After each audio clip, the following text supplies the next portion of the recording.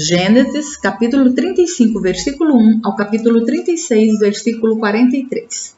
Deus disse a Jacó: apronte-se, mude-se para Betel e estabeleça-se ali. Ao chegar, construa um altar para o Deus que lhe apareceu quando você estava fugindo do seu irmão Esaú.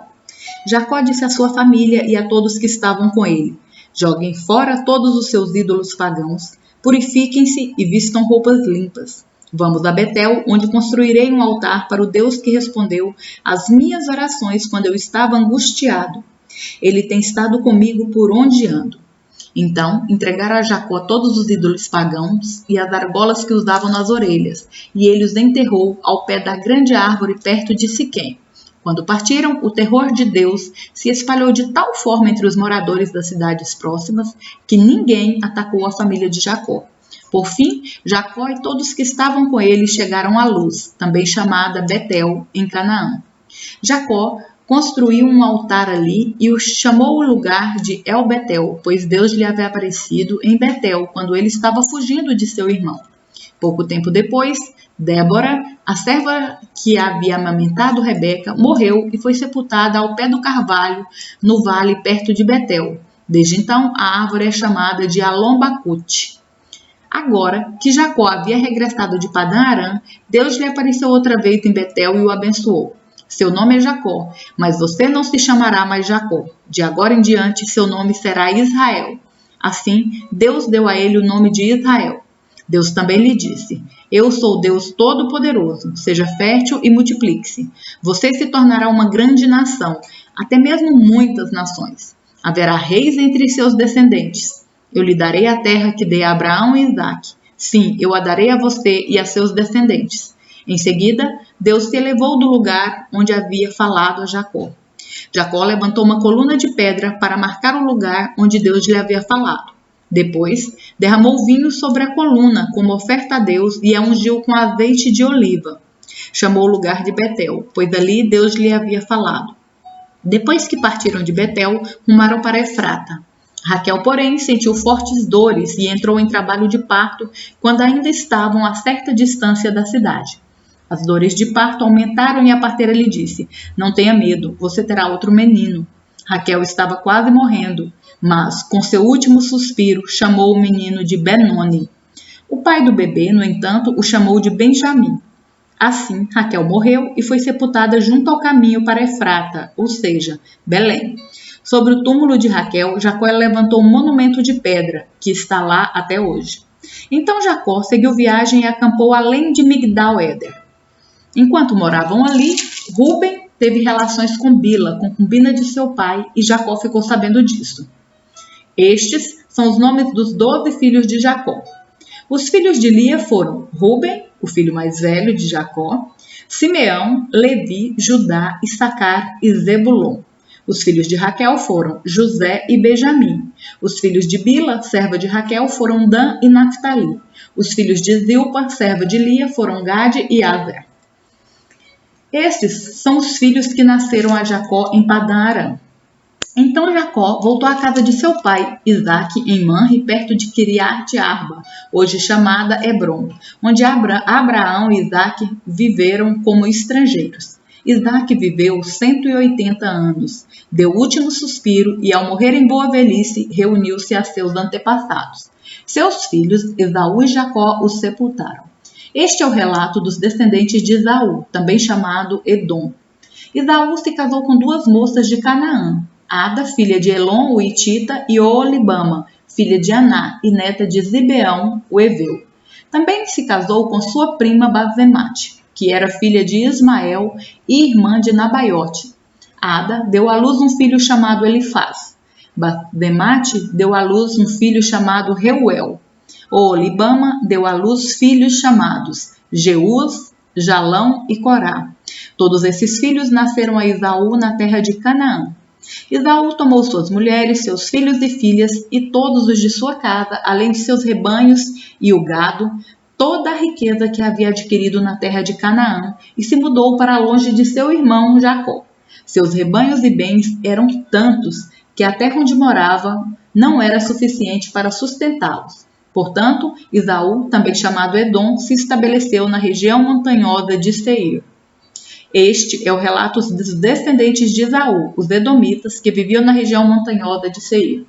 Estes são os nomes dos filhos de Esaú: Elifaz, filho de Ada, mulher de Esaú, e Reuel, filho de Basemate, mulher de Esaú. Os descendentes de Elifaz foram Temã, Omar, Zefô, Gaetã e Kenaz. Timna, concubina de Elifaz, filho de Esaú, deu à luz um filho chamado Amaleque. Esses são os descendentes de Ada, mulher de Esaú. Os descendentes de Reuel foram Naate, Zerá, Samá e Mizá. Esses são os descendentes de Basemate, mulher de Esaú. Esaú também teve filhos com Olibama, filha de Aná, neta de Zibeão. Seus nomes eram Jeús, Jalão e Corá. Estes são os descendentes de Esaú que se tornaram chefes de vários clãs. Os descendentes de Elifaz, filho mais velho de Esaú, se tornaram chefes dos clãs de Temã, Omar, Zefô, Kenaz, Corá, Gaetã e Amaleque. Esses são os chefes de clãs descendentes de Elifaz na terra de Edom. Todos eles foram descendentes de Ada, mulher de Esaú. Os descendentes de Reuel, filho de Esaú, se tornaram chefes dos clãs de Naate, Zaerá, Samá e Mizá. Esses são os chefes dos clãs descendentes de Reuel na terra de Edom. Todos eles foram descendentes de Basemate, mulher de Esaú. Os descendentes de Esaú e sua mulher, Oholibama, se tornaram chefes dos clãs de Jeús, Jalão e Corá. Esses são os chefes dos clãs descendentes de Oholibama, mulher de Esaú, filha de Aná. Esses são os clãs que descenderam de Esaú, também chamado Edom, cada um identificado pelo nome de seu chefe. Estes são os nomes das tribos que descenderam de Seir, o Oreu, que habitavam na terra de Edom: Lotã, Sobal, Zibeão e Aná, Dizon, Ezer e Dizã. Estes são os chefes dos clãs Oreus, descendentes de Seir, que habitavam na terra de Edom. Os descendentes de Lotã foram Ori e Emã. A irmã de Lotã se chamava Timna. Os descendentes de Sobal foram Alvã, Maanate, Ebal, Zefô e Onã. Os descendentes de Zibeão foram Aiá e Aná. Foi este Aná que descobriu as fontes de águas quentes no deserto enquanto levava os jumentos de seu pai para pastar. Os descendentes de Aná foram seu filho Dizon e sua filha Oholibama. Os descendentes de Dizon foram Endã, Esbã, Itrã e Querã. Os descendentes de Ezer foram Bilã, Zaavã e Acã. Os descendentes de Dizã foram Uz e Arã. Estes, portanto, foram os chefes dos clãs Oreus: Lotã, Sobal, Zibeão, Aná, Dizon, Ezer e Dizã. Os clãs Oreus são identificados pelo nome de seus chefes que habitam na terra de Seir. Estes são os reis que governaram na terra de Edom antes de os israelitas terem rei. Belá, filho de Beor, reinou em Edom, na cidade de Dinabá. Quando Belá morreu, Jobabe, filho de Zerá, de Bósra, foi seu sucessor. Quando Jobabe morreu, Uzã, da terra dos Temanitas, foi seu sucessor.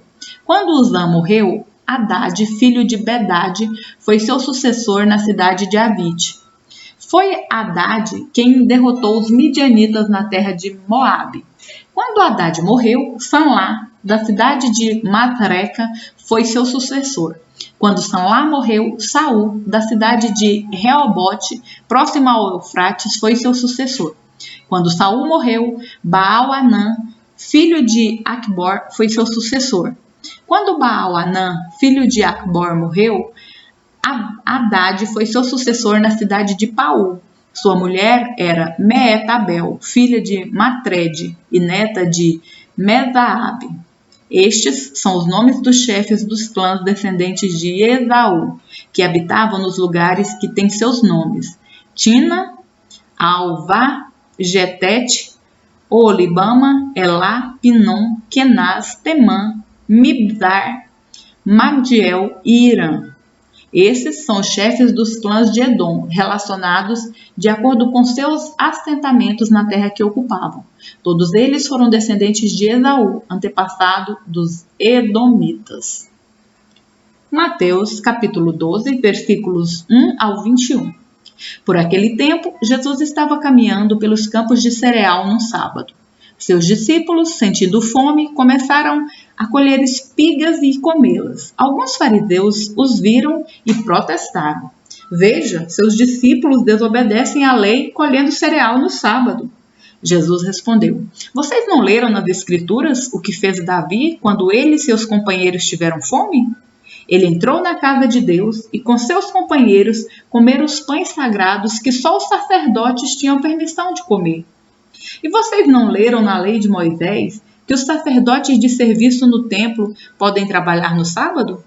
Eu lhes digo, há alguém aqui maior que o templo. Vocês não teriam condenado meus discípulos inocentes se soubessem o significado das Escrituras. Quero que demonstrem misericórdia e não ofereçam sacrifícios, pois o Filho do Homem é Senhor até mesmo do sábado. Então, Jesus foi à sinagoga local, onde viu um homem que tinha uma das mãos deformada. Os fariseus perguntaram a Jesus: A lei permite curar no sábado? Esperavam que ele dissesse sim, para que pudessem acusá-lo. Jesus respondeu: Se um de vocês tivesse uma ovelha e ela caísse num poço no sábado, não trabalharia para tirá-la de lá? Quanto mais vale uma pessoa que uma ovelha? Sim, a lei permite que se faça o bem no sábado. Em seguida, disse ao homem: Estenda a mão. Ele a estendeu e ela foi restaurada e ficou igual à outra. Então, os fariseus convocaram uma reunião para tramar um modo de matá-lo. Jesus, sabendo o que planejavam, retirou-se daquela região. Muitos o seguiam e ele curou todos os enfermos que havia entre eles. Contudo, advertiu-lhes que não revelassem quem ele era. Cumpriu-se assim a profecia de Isaías a seu respeito. Vejam meu servo, aquele que escolhi. Ele é meu amado, nele tenho grande alegria. Porei sobre ele o meu espírito, e ele proclamará justiça às nações. Não lutará, nem gritará, nem levantará a voz em público. Não esmagará a cana quebrada, nem apagará a chama que já está fraca. Por fim, ele fará que a justiça seja vitoriosa, e seu nome será a esperança de todo o mundo. Salmos, capítulo 15, versículos 1 ao 5. Senhor, quem pode ter acesso a teu santuário? Quem pode permanecer em teu santo monte? Quem leva uma vida íntegra e pratica a justiça, quem de coração fala a verdade, quem não difama os outros, não prejudica o próximo, nem fala mal dos amigos, quem despreza os que têm conduta reprovável e honra os que temem o Senhor, e cumpre suas promessas, mesmo quando é prejudicado, quem empresta dinheiro sem visar lucro e não aceita suborno para mentir sobre o inocente, quem age assim jamais será abalado. Provérbios, capítulo 3, versículos 21 ao 26. Meu filho, não perca de vista o bom senso e o discernimento, apegue-se a eles, pois darão vigor à sua alma e serão como joias em seu pescoço. Eles o manterão seguro em seu caminho e seus pés não tropeçarão. Quando for dormir, não sentirá medo. Quando se deitar, terá sono tranquilo. Não precisará temer o desastre repentino, nem a destruição que vem sobre os perversos, pois o Senhor será sua segurança. Não permitirá que seu pé fique preso numa armadilha.